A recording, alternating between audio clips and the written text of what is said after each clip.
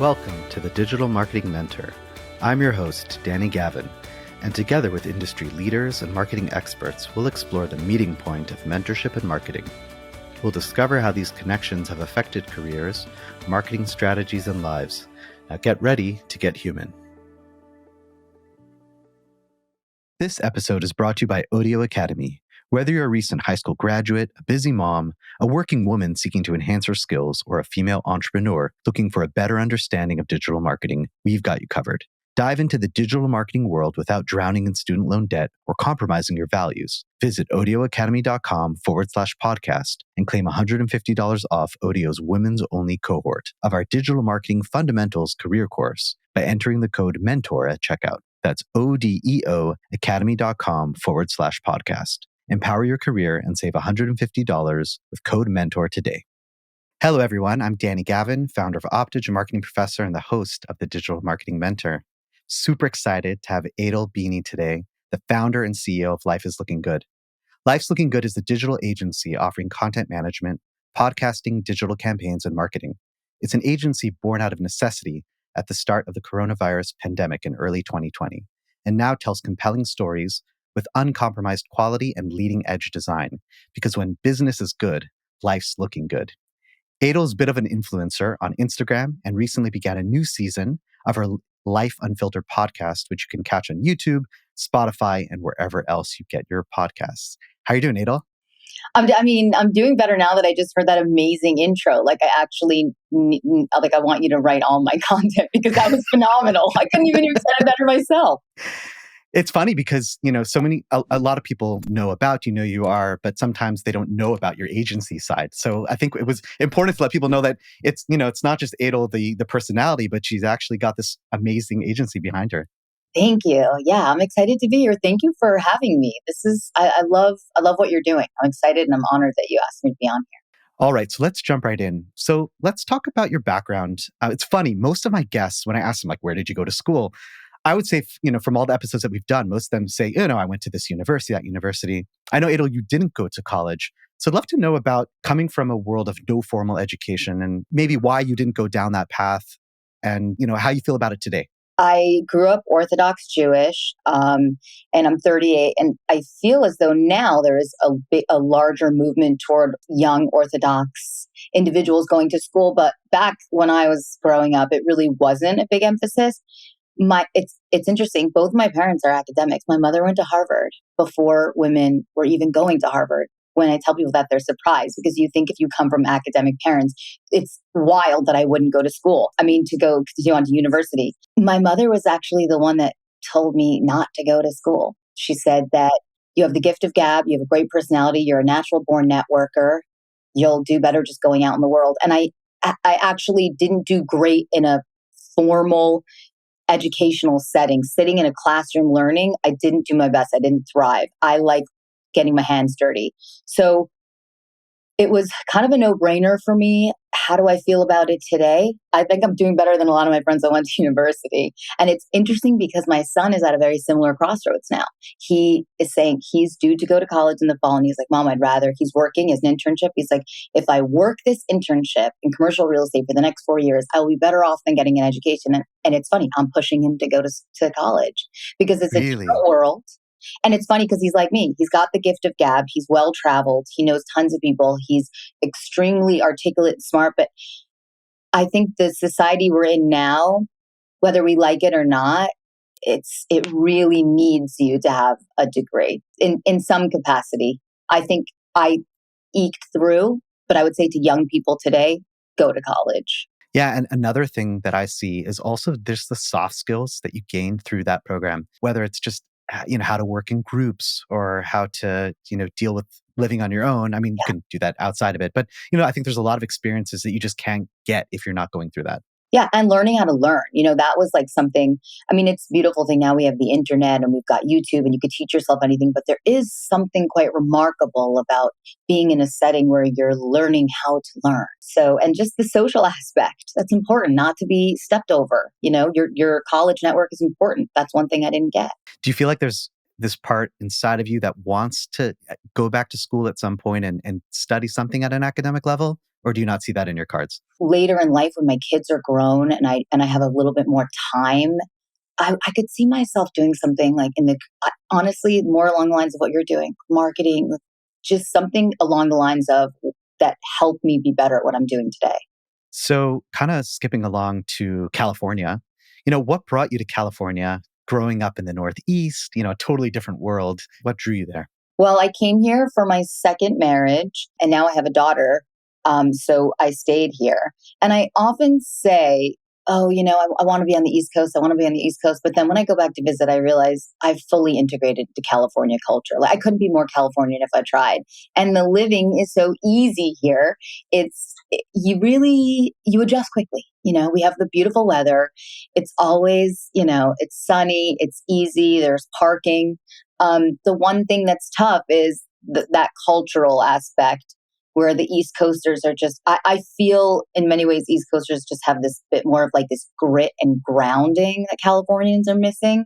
But, you make up for it because we have so much wellness and options and you have food options. Like any whim is provided here. That is what's unique about California. But I've made a life here and now it's home and I love it. That's wonderful. Yeah. And was the transition hard in the beginning or? Yeah. Because I'm a little bit aggressive. People would tell me like, you sound angry, you sound aggressive. I'm like, this is just an East Coast thing.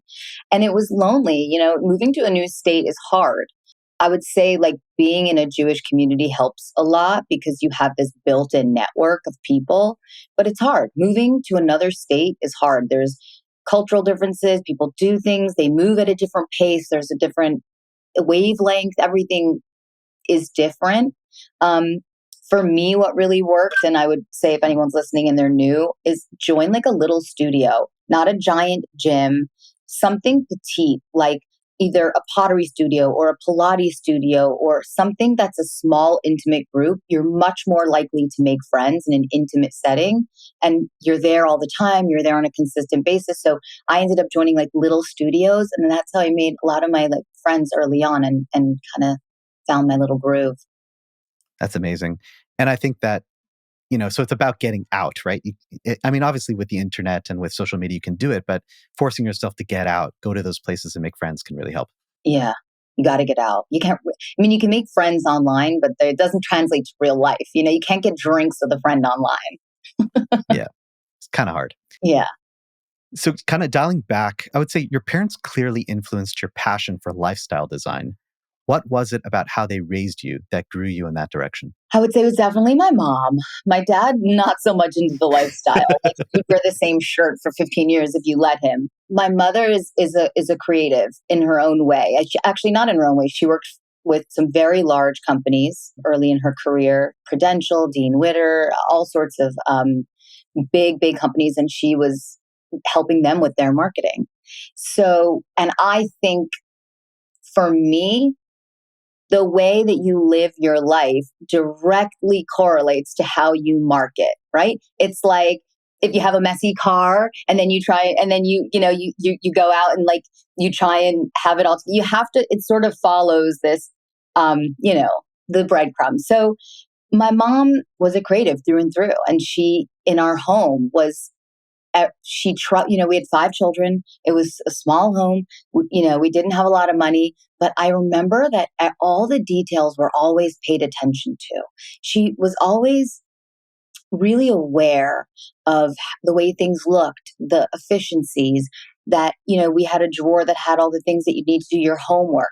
All that little stuff stuck with me. I remember going to my friends' houses to do homework and they couldn't find tape. They couldn't find scissors. They couldn't find pens. A lot. I remember this point as a child realizing, wow, a lot of my friends' parents have not thought about the things that my mom has thought about in order to make our life better and smoother. And so that's the kind of stuff that just sticks with you as a child. And so as I grew into adulthood, it was important to me because my mother led by example of this, having things be well maintained, taken care of, having a lot of respect for the place that you live, which sort of organically led me into this whole lifestyle content that you see a lot of. And I think that's a really good segue into mentorship because we're going to talk in a bit about your mom being your mentor. Yeah. But before we do that, how would you define a mentor? A mentor to me is somebody that has the love of teaching and sharing in their heart, like it's in their DNA. And they're not doing it for accolades. They don't do it for anything in return. They are born or have developed a love of sharing and like guiding and showing that it just happens organically. It's almost like you don't choose to be a mentor. People choose you because you exude it. You look, you feel, they feel in your presence. They feel like you're somebody who wants to share knowledge and guide. And so, I think that's like a mentor or somebody. It's in their DNA. They can't help it. And it's interesting that you define it that way because it makes a lot of sense. Because I know, like in pre sort of episode stuff, it was like, okay, so who are your mentors? And it was difficult to like, okay, who was it? And you mentioned your mom, but it makes sense, right? But based on how you're defining it, it's difficult, right? It's not easy to find a mentor. No, it's not, because I think also too, it depends on your personality. I don't know that I'm somebody that like loves to be mentored. I like to look up to sometimes my mentors don't even know they're mentoring me. For example, I have some people online in the social media space that I look at, I'm like, you're crushing it. I take the best and the finest things of what I perceive to be their success formula. They don't even know they're mentoring me. But what I notice, the common theme amongst all of the people online that I find are my mentors inadvertently, are people that organically share how to. Are you familiar with Tezza, Tezza? I'm not. Tell me. Okay, well, she's got like over 1 million followers, and I'm sure she's huge on TikTok too. She has an editing app that's like color and video. It's like a studio, an editing studio. What I love about her, she posts phenomenal content, but she always shows the users how to use it. You love this video, you love this photo, here's how I got that. A lot of online personalities, social media experts, bloggers, they're not going to tell you their secret sauce. They're going to post beautiful, elegant, just inspiring photos. And you're just left kind of, how do I do that? How do I recreate that? She's somebody who shares it. She shares that information. So she's a mentor without even, she knows it, but she's organically doing it. Have you ever let her know, like, hey, I really look up to you? And have you ever reached out to her? I saw her once in the mall, and I wanted to stop her, but I didn't. I felt bad. I held back. And then I wrote to her, and she's got millions of followers. I wrote to her and she wrote back. I said, I just saw you at the mall. I wish I would have said hi. You're such an inspiration to me. I use your app. It helped create my brand. And she was like, you're so kind. I wish you would have come said hello. Always come say hi. So she was, even in that moment, she made me feel very special. So it's sort of like her brand, like, is just seeping through, right? She loves helping. When she responds to you, she's lovely. Yeah. That's amazing. That's like the clean car, like the dirty car thing, right? Like you can't have your life all together and have a dirty car. It's like she is her persona. It's not just she's online. This is like, she doesn't just pretend that she's nice online. She had a moment in the DM. She could have just read it and not responded. She took the time. It's in her DNA. But I'm sure in sort of the influencer circles, you've bumped into people that look one way online, but then when you actually meet them, they're a little bit different. Yep. All the time.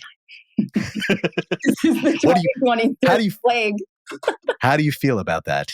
In order to have longevity in any brand, in any company, in anything you're doing, there has to be authenticity. You can have two personas. You can have an online and a personal persona.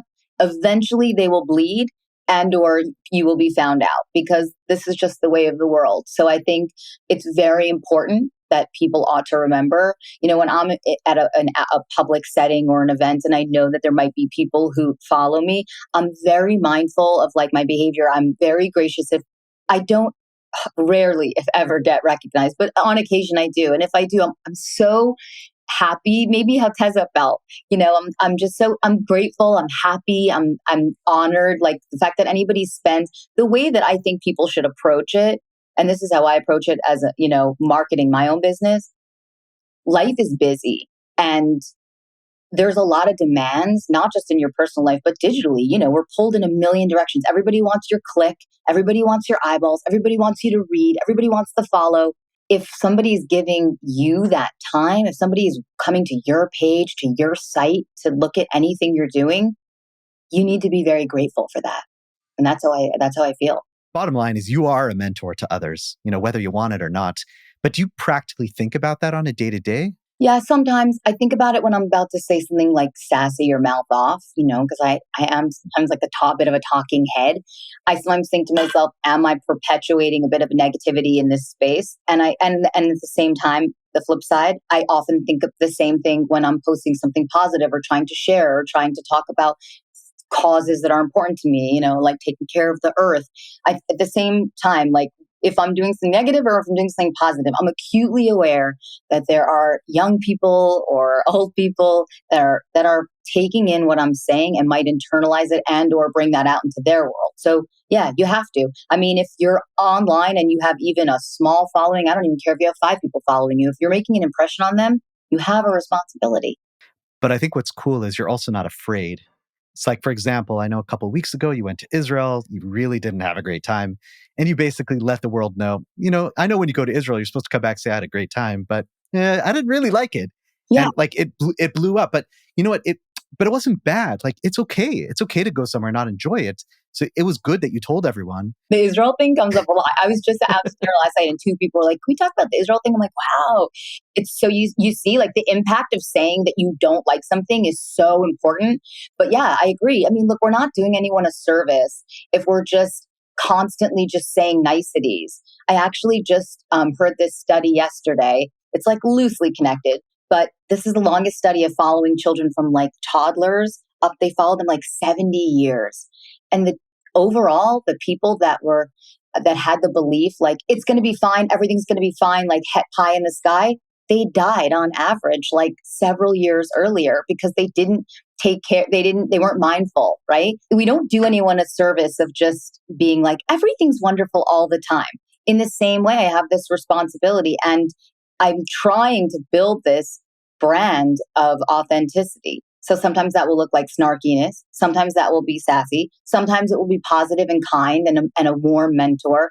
But we're also multidimensional people. And I think this is where I think, honestly, a lot, just quickly taking it back to marketing.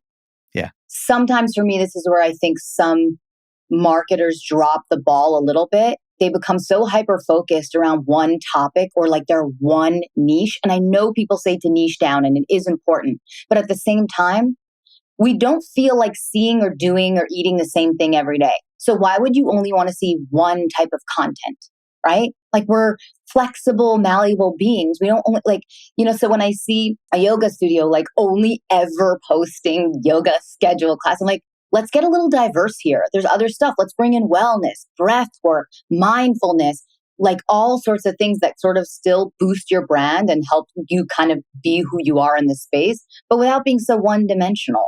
No, you're talking to the right guy. There's been a lot of pressure on me by a lot of my advisors and different things to like niche down. Yeah. And I just say no, like I don't want to. Yeah. But it's hard because typically success equals niching. But I agree with you. I think that it's not the only path to success. Well, you know what's crazy? The algorithm loves a niche. Let me tell you what happened when I found this out, like really pointedly. So I've been marketing my podcast. So I do the same formula video, the same kind of music in the background, the same 2 seats. And those videos, I mean, I've been posting since like 2015 constantly. Those videos, every Tuesday, every Thursday, the same time on the couch saying the same things, those videos did tremendously well. So it's like the algorithm gods will tell you to niche down, but I give the proverbial middle finger to the algorithm gods because yes, it's fine. And follow a success. If you find a formula, do it, but one ought not to become a slave to just your niche. Because I think it's fine. Short term, sure, you'll blow up. But I think like what we're seeing with Threads, you can get the eyeballs, but you have to keep eyeballs. And I think, variety is the spice of life.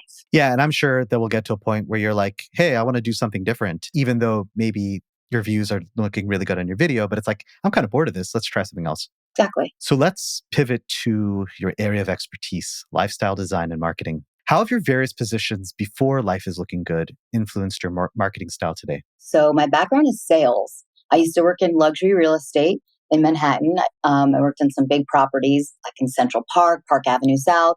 That sales experience combined with after that I moved into the beauty industry. I was working with like lasers and skin resurfacing with a lot of women. I was working for pharmaceutical companies, but in the beauty space. Very, very tough, both luxury real estate and the beauty industry, very tough industries. And you're selling. I would say that selling was my greatest teacher into doing what I'm doing now, because great marketing requires you to put yourself in the mind of the person who's absorbing what you're marketing. In order to know and feel and internalize what your audience is thinking or feeling or might want to think and feel, you have to know people. And the best way to learn people is try and sell. Try and sell to people. Do you feel like in your upbringing, maybe you weren't in sort of these circles, but then like going through this time of either what through the beauty industry or selling, it kind of broke you out of that box and got to understand people better? Oh yeah. And there was like jobs where I had to knock on doors. Like I was door to door with the machine, like that movie with Will Smith, like The Pursuit of Happiness, like hauling things, trying to get time with doctors, trying to just get 5 minutes with them. I was terrified.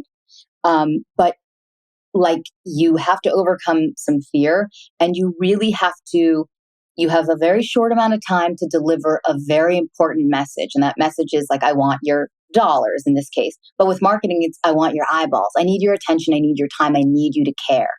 So yeah, being exposed to like all women, doctors, medical professionals, people buying real estate, people buying homes, right? You have to really tap into what they care about, because otherwise they don't care, right? I mean, I'll never forget at my Allergan training, big pharma, with them, what's in it for me? They were like, if you have 30 seconds to get this point across to your audience, like what's in it for me? And so with everything I post, with everything I do, I think to myself, what's in it for them? And if I can't answer that question, the content gets scrapped. Doesn't have to be deep, by the way. The WIFM doesn't have to be like, oh, it's life-changing. Sometimes if you're a talking head, but you're entertaining is important enough. What's in it for them? They're entertained. That's very valuable. It's a good barometer, right? Yeah. So if you would say the content that you create, what percentage do you throw away? Because you're like, man, this really has no value to it. Huge amount, 60%. Wow. I would say I scrap more than I post, especially now. The older I get, the more discerning I am. I think in my early days, I was posting a lot more. And again, the algorithm gods love a lot of posting, right? The thing that people like, I think always need to remember about the digital space is all of these platforms, whether it's, Google, TikTok, Instagram, all of them, their job is to keep people on their site, right? As long as you possibly can. That's their job. So they need all the people to be feeding that machine. So you will always get rewarded for more content. For me, like you said, where we had to make a decision, I know where I'm supposed to niche down. I know I'm supposed to post a ton of content.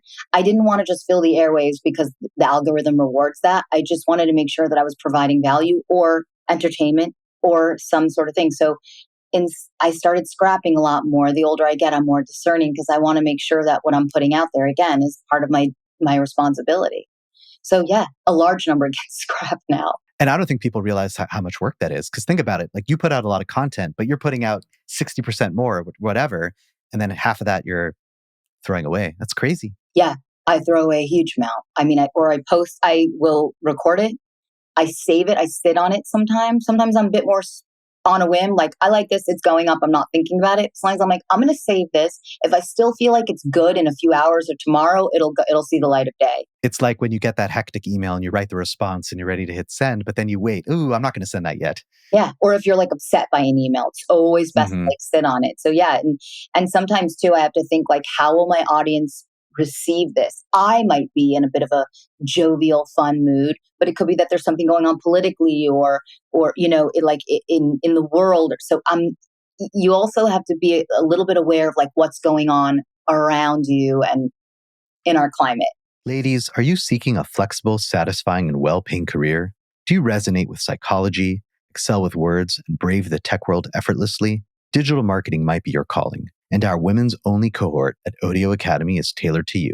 Learn the ropes without a 4-year commitment without compromising on your values and without leaving the comfort of your home. Our course is designed to support women from high school grads to business mavens in launching their digital marketing career. Check out audioacademy.com/podcast. And don't forget to use the code MENTOR at checkout for a special $150 off. Act fast. Our Digital Fundamentals career course begins October 29th. Remember, it's odeoacademy.com/podcast. Claim your $150 discount with code MENTOR today. So if you had to describe your dream client, what would it look like? How do you find that person and start a working relationship with them? My ideal client is an individual who allows me autonomy to do what I think or know that I do best, but also comes to the table with some of their own ideas or is willing and eager to share their interests. It's like you need this beautiful fusion of them allowing you to do what you do, but that they're also a willing participant and somebody who's, I think, just excited. I look for someone with that's enthusiastic. You need, I think, as an artist or a creative or a marketer, you do kind of need a bit of an energy, right? You got to get this sort of momentum because what that portrays and whatever you're putting forward. So my ideal client is somebody that's willing to share, willing to be involved in the process, but allows for some autonomy. How do I find them? A lot of my clients have come through my online platform, through my Instagram and my social media. I think I'm blessed in that way because people see how I show up and they go, I 100% want to work with this woman, or they're like, this woman and I will never work together. So typically the people that find me know that I'm a straight shooter, that I'm going to tell you very directly. I mean, I've turned down clients in the past. People will say, I want to work with you. And I will talk to them and I'll know that we're not going to be a good fit. Not because I can't provide them with what they need, but because I just don't think we're going to be the best to work together and I won't produce my best work. So I'm lucky that people kind of have a sense of who I am before they ever even book a 15-minute consult with me, a discovery call. So I'm blessed in that way. I think it's challenging to sort of get clients from scratch. If you're relatively unknown, much trickier. Regarding your average project, your average engagement, what are you primarily focusing on with your clients? Up until about 6 months ago, my niche was small, female-owned businesses. And because my audience online is predominantly female, that was a very synergistic flow for me. Where they typically come to me, there's two stages. Either they need a rebrand, they need a new look and feel, or I would say the second genre, because it's pretty much divided into two buckets. The other genre is people that started out, they have their look and feel, but they had no idea who they were as a business, as an individual, as a brand when they started out. And so they've just been shooting fish in a barrel and there's no cohesiveness and they're lost.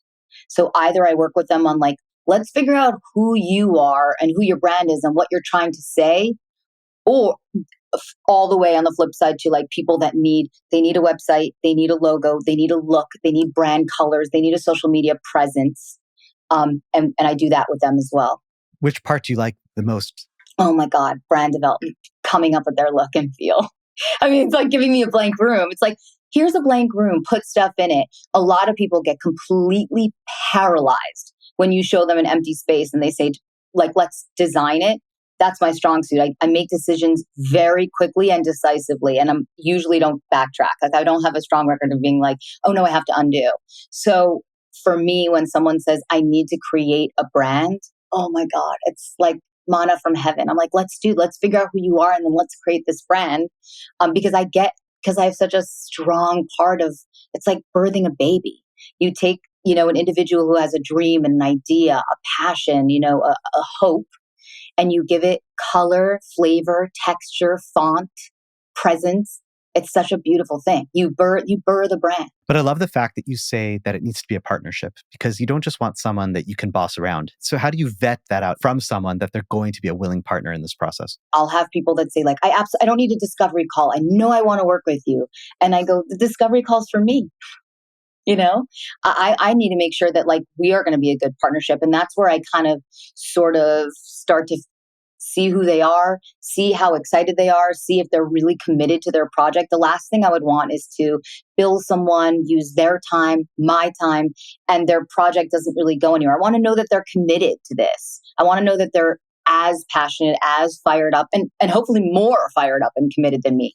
And that they also have opinions and feelings about it. If someone's like, I don't know, I don't care, you just create the brand, I know that's an immediate telltale sign to me that I won't be able to create the brand because I need them to give me information for me to come up with something. You can't create something from nothing. So I need to know, why did you do this? Why did you get into this business? What do you care about? What are you trying to do with your brand? If they don't have that passion, I can't make something from nothing for them. So segueing back to a little bit about your content, you have a lot of content about designing tablescapes and hosting events and holidays, and you usually mention something about reflecting on the meaning of that event and what sort of emotions we want to weave into that setting. How did you come to be so intentional about events and hosting? I think I'm a daydreamer since I was very young. Like, I like to do make believe. I like to think about stories and incidences. Like, I was always like, I think I was a kind of kid who was making up scenarios in my mind and dreaming and a lot of like make believe play. And I used to imagine, like, when I'm older, I'm going to create fancy dinner parties and it was like a way of, I think for me, especially coming from a large family with a very little voice in many capacities, and not having a lot, my family didn't have a lot of money. My dreaming was a way of having hope.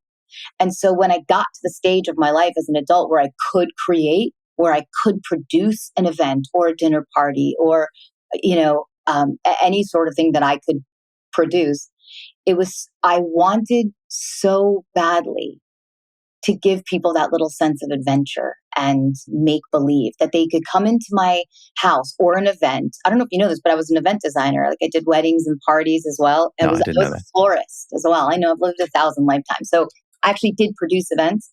I wanted to give people this moment where they were like, and they felt transported out of their life, out of their stress, out of their worry. When we go to events or dinners, I think the responsibility of the host to sort of transport your guests somewhere for that time, for that moment, for that meal, for that evening. That is the marking of a true great host. So I think it started from when I was very young, really wanting to give people this sort of make believe kind of escape from their life. And so I think, what would it take? What details? What lighting? Dark, sparkly candles? What takes people away from their life? What takes people away from their phone? You have to create magic. Yeah, I really want you to make my event for me. Yeah, it's so fun. It's really, really fun when you get to see people's, sort of probably how you feel when either people graduate your program and they're like, they're armed with like so much knowledge to kind of go do these things that's in them. It's this amazing gift that you could give people to sort of take them out of their life for a moment and give them a new and exciting experience. It's very hard to do, especially in today's pressure and busy life. It's hard to create magic. So I try and do it wherever I can. People who know you know that you travel a lot, especially relative to me, but in general. But you also clearly love decorating and being in a beautiful, curated Yeah. home. How do Yeah. you balance the wanderlust and the love of your own space?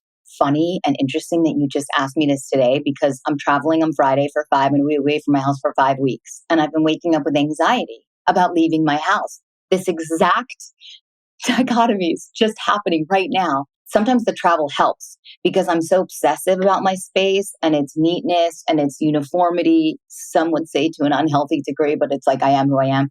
So sometimes the travel for me provides this break from having to worry about my garden, my plants, my linen, the order, the tidiness. And it allows me to sort of get out of that space, get out of my home, worrying about it, worrying about what needs to be fixed, painted, touched up, something swapped, and I get to breathe. And I also think for work, for what I do, having a more macro view of your life, getting to pan out, I think it's very hard to see your life when you're very close to it. So for me, I use travel as this opportunity to see like go so much higher and look at my life more macro. And I get into a different flow state with ideas, and newness comes in. It's hard to bring in newness when you're in your day to day life without any break. So the travel provides that for me. Yeah, I can really relate to that. I went to South Africa for 2 weeks a couple weeks ago, and I lived there for 2 years and have a lot of good friends there. And just seeing how they live and what they do, what they accomplish, it really, really inspired me because I feel like when I'm at home and it's just a grind, I never have that chance to like look past and see what are the possibilities. Yeah. I tremendously relate to that. Yeah. Even down to something as silly as like you eat I eat the same kind of lunch or breakfast like all the time. You go to a different place like South Africa, and all of a sudden you're like, oh my God, that's a great breakfast. That's a great lunch. Why haven't you get ideas even from like what to eat, or you start to see things differently, and it makes you change up your mundane. And as soon as you change up your mundane, I think you get into a different flow state of ideas. That's what been my experience. No, I love that, and it's so true. Yeah, Just gotta travel a little bit more. I know it's hard. It's hard. I'm sure you're waiting for this question, but how has AI influenced your job as a content creator and even your job in an agency? I haven't been deeply affected by AI just yet. Well, I was playing around with some logos for a brand that I'm working with now. And I said to myself, I always go to my graphics. I have a graphics guy. I love him. He's amazing. I still use him until AI could get as good. But I thought to myself, you know what?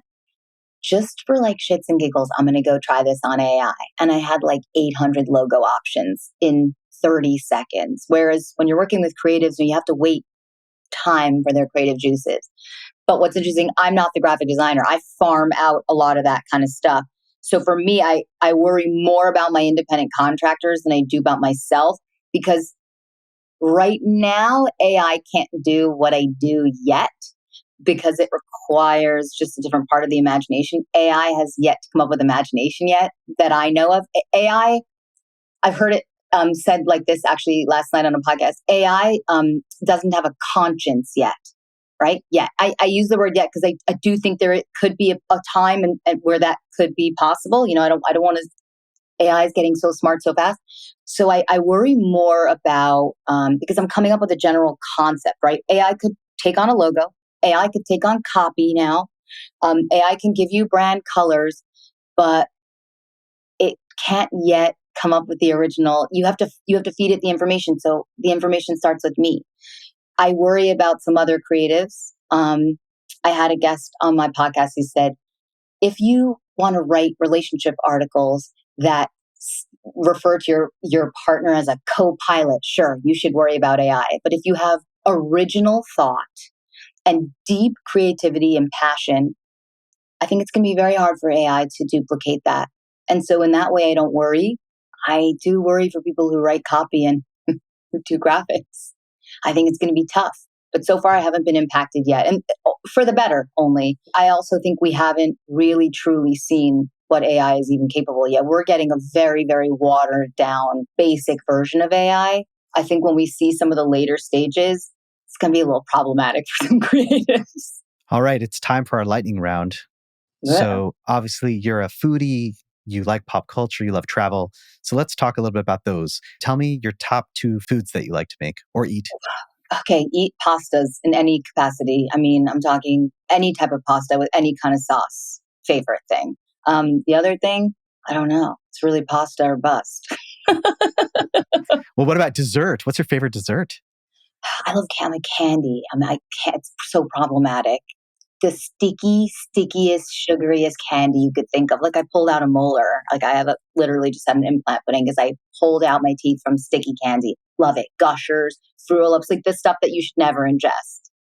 Yeah, I'm more of a cookie guy, but there definitely are the candy people out there. Yeah, you're either pastry or you're sugar, sugar, sugar. What about pop culture? What's your, recently favorite movie or show that you've watched? I love The Marvelous Mrs. Maisel. I love the colors. I love the whole thing. It feels like you're watching a Broadway show for 5 seasons long. Ooh, what else have I been watching? The Gilded Age. I guess I like fantasy where they dress up in like elaborate clothing. I like an elaborate set. And let's talk about travel. Your top 3 places to travel, where you've been. Italy, all parts of Italy. It's really, really my favorite place. For like a quick local getaway, I love Mexico. It's warm, it's beautiful. You're going to get guaranteed weather. And Israel. No, I'm kidding. A third place. Ooh, I don't know.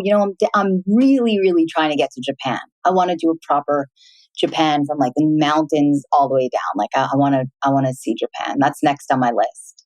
And if you have a chance to travel, where, like, obviously there's the option of going to a place that you've been to before and you really love, or going to somewhere new. How do you decide? It's usually Italy.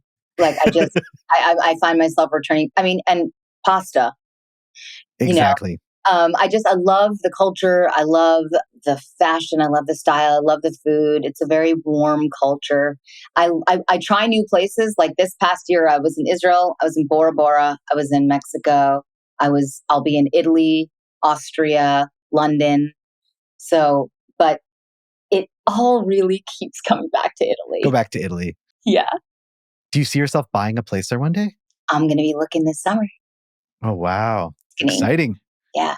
Outside of that, before we wrap up, what is your next big project or next big thing? So I'm currently working with a men's hair restoration brand. It's essentially like a toupee, but they call it a hair system. It's going viral on TikTok. I'm working with a brand that's right now just one guy in a salon. We're scaling him up to immediately 10 stylists. We're building out a whole new building. I'm involved in the build out. I'm involved in the entire branding process, colors, logo, ideas, theme, social. And we're going to, please God, take it to franchise. So that's Wow. something I'm really excited about. And I also just think it's such a beautiful thing to give men confidence and have people feel their best. Like, what a beautiful thing to be able to do and be a part of. So that's what I'm working on right now. And we're like, it's just about to launch. So I'm super, super excited about that. Amazing opportunities. And I love how you're pivoting, a little bit more to the men's side of things. Obviously, you can do amazing in both areas, but that's great.